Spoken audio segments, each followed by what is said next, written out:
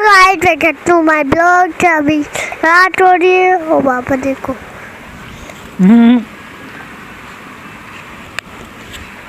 पापा है, ये बाइक है और ये भी बाइक है।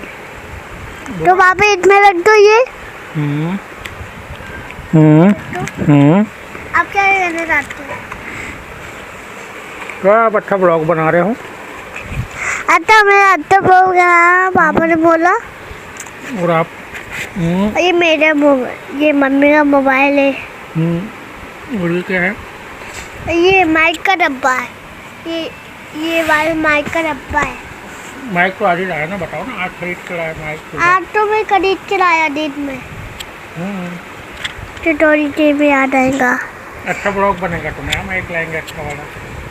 अच्छा ब्लॉग बनूंगा मेरा, यूट्यूबर बनूंगा यूट्यूबर। तो बाय बाय।